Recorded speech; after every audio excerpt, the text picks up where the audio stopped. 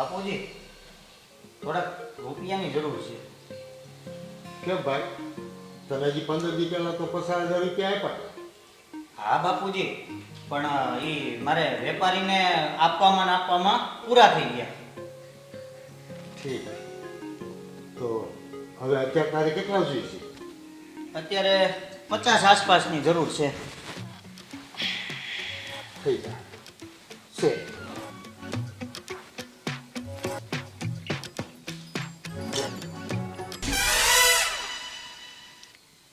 બાપુજી 50 રૂપિયા? તે 50 આસપાસ તો કીધા. પણ બાપુજી અરે ભાઈ, ઈ તારે 50 રૂપિયા જોતા હોય ને તો લઈ લે, નહીં તો રહેવા દે. આ ભાવે જ છે. જો કોઈ દી 1 રૂપિયો માગે મારી પાસે, અને તું છે ને એની હારે બધો ના. હવે તારી પાસે ધંધો ના હોય તો. બાપુજી, મગરને શું કરવી તમારે? મગર ઘરમાં ન પડાય, બધાને ખાઈ જાય. એલા તું શું પ્રેને? મગર જોવો તો તું જો. આખા ઘરના મગજ ફેરવી નાખ્યા છે. અને તું મૂંગો રહે ને ત્યાં લગી સારું બોલે ને એટલે આખા ઘરને માથે લઈને ફરે છે. લે અરે બાપુજી, હવે એક ટોપી તો માથા ઉપર છે, આ બીજી ટોપીને તમારે શું કરવી? એલા નાનકા, તું આને સમજાય. આને તમારું મગજ ફાડીને ખાઈ ગયો. તમે સમજાવો તો શું? એ છે ને, તમે બે તમારું ચાલુ રાખો, હું તો જાઉં છું. હે વિશાલ, બાપુજી ટોપી લેવા ગયા? એલા ભાઈ તમે મૂંગા રહ્યો ને હવે. હજી ઊંઘવાની વાર છે, અત્યારે નીંદર ન આવે. હું માથું દુખે? અત્યાર સુધી તો નહોતું દુખતું, હવે દુખે છે. દુખે છે? હા. તો એક કામ કર ને, તાર ભાભીને કે ને એક ટીકડી આપે ને તો એ લઈ લેવાની, બરોબર છે? એના 4 ભાગ કરવાના. કેટલા? 4 ભાગ કરીને પહેલો ભાગ લેવાનો, બરોબર છે? અને થોડી વાર પછી રાહ જોવાની. જો ન સારું થાય ને તો બીજો ભાગ લેવાનો, અને સતાય ન સારું થાય ને તો ત્રીજો ભાગ લેવાનો. પછી થોડી વાર રાહ જોવાની. જો ન સારું થાય ને તો ચોથો ભાગ લેવાનો. અને જો સતાય સારું ન લાગે ને તો શું કરવાનું ખબર છે? મારી પાસે આવવાનું કે ભાઈ જો હજી સારું નથી થયું, એટલે હું શું કહી, આપણે બહાર ફેમિલી ડૉક્ટર છે ને ગેટ ઉપર, તો ત્યાં હું તને મોકલીશ. તો તારે ત્યાં જવાનું, ડૉક્ટર પાસે જવાનું. એટલે ડૉક્ટર પહેલાં તપાસે અને કહે આપને કે શું થયું. એટલે તું શું કહે, મને માથું દુખે છે એમ કહીશ ને. એટલે માથું દુખે એટલે ડૉક્ટર શું કહેવાનો છે? કાંઈ વાંધો નહીં, લે હું તમને સ્લીપ લખી દઉં છું ને, તો એ તમે બાજુમાં મેડિકલ છે ને ત્યાંથી તમે લઈ આવો. એટલે આપણે છે ને સ્લીપ લઈને આવીને તો એ મેડિકલમાં આપીએ સ્લીપ. એટલે સ્લીપમાં એવું બધું લખ્યું હોય, દવા કઈ કઈ લેવાની, 2 દિવસ 3 દિવસ 4 દિવસ, બરોબર છે? એ જ્યારે ટીકડી આપે ને તો એ ટીકડીને શું કરવાનું ખબર છે? પાછું અહીંયા ઘરે લાવવાનું, અને એને પાછું લાવી અને એક ટીકડી કાઢવાની, અને એમાંથી પાછા 4 ભાગ કરવાના. પછી 4 ભાગમાં શું કરવાનું ખબર છે? અને એનો ચોથો ભાગ લઈ પછી લઈ લેજે. આમ તો હોઈ ગયો, માથું દુખે છે ને, કાંઈ વાંધો નહીં, આરામ કરજે. અને નો સારું થાય ને તો બીજી ટીકડી લઈ લેજે. હોઈ જાઓ.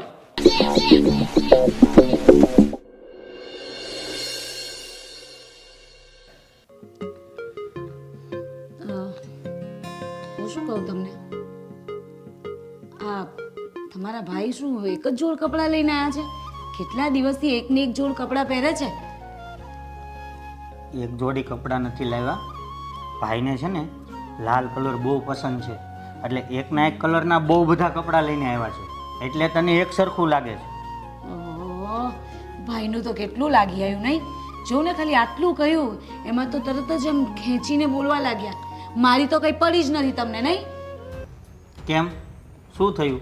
શું થયું એટલે આ ભાઈ લોકો અહીંયા આવ્યા છે, ભાઈ ને ભાભી ને આ એમના પેલા સાડી ને બધા આવ્યા છે. ક્યારે જવાના અહીંયાથી? એટલે તું કેવા શું માંગે છે?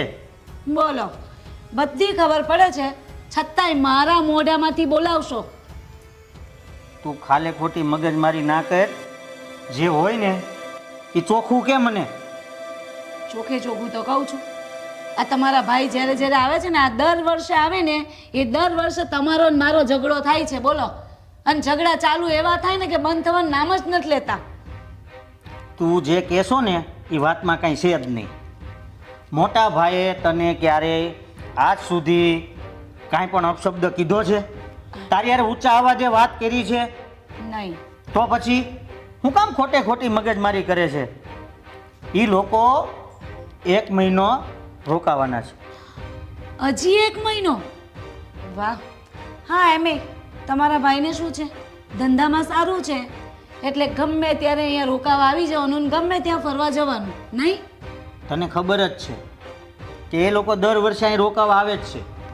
અને એ મારા મોટા ભાઈ છે, આ પણ એનું જ ઘર કહેવાય. ઓ, મોટા ભાઈ છે નહીં? તો તમારા મોટા ભાઈને એવું કહો ને કે આ 10 લાખ રૂપિયા તમારા ધંધામાં રોકવા આપે. આ તું કેવી વાત કરે છે? કેમ, ભાઈ પાસે માંગતા શરમ આવે છે? આ તે દિવસે બાપુજીની સામે તો બહુ પોપટની જેમ બોલતા હતા. કેટલા માંગ્યા હતા? 50,000. કેટલા આપ્યા? 50 રૂપિયા.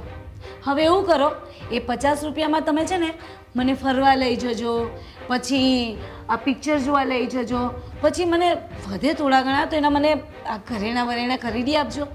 અને જો એમાંથી પણ વાપરતા પૈસા બચે ને તો તમારા ધંધામાં નાખજો. હવે કેટલા બચ્યા? કેટલા બચ્યા? 0. તો આજે મંદી છે ને એટલે મારા ધંધામાં નુકસાની છે. કાલે તો તેજી આવશે જ ને? હા, આવશે ને. કેમ નહીં આવે? આવશે આવશે આવશે. પણ ક્યારે ખબર છે તમને? જ્યારે આપણે ઘરડા થઈ જશું ને ત્યારે.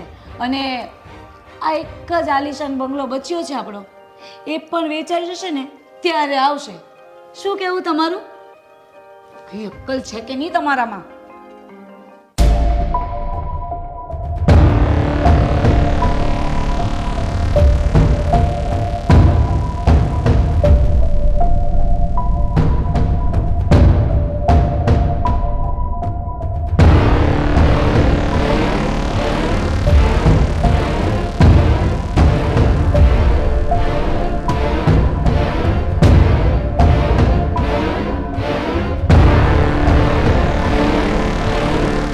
હા ભાઈ, હા હા, મશીન આવી ગયું તમ તારે, કાંઈ વાંધો નહીં. અને હા હા હા, ના ના, જે બીજું પડ્યું છે ને એ ત્યાં રહેવા દે, એ તો હવે કાંઈ જરૂર નહીં પડે.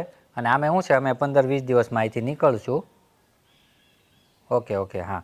અને હું શું કહું છું કે હા, શું થયું, પેલો વેપારીનો ફોન આવ્યો હતો તે? હા હા, ઓકે ઓકે, ડીલ નક્કી થઈ ગઈ? હા, તો કાંઈ વાંધો નહીં. અને છતાં જો કાંઈ પણ પ્રોબ્લેમ થાય ને તો મને જરાક ફોન બંધ કરી દેજો, બરાબર? સારું સારું, ચલો મૂકો.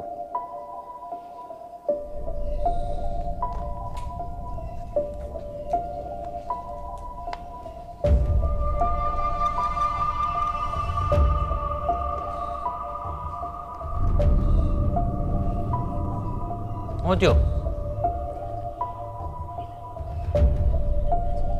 હે? ઓહ, બોલાઈ ગયો. જો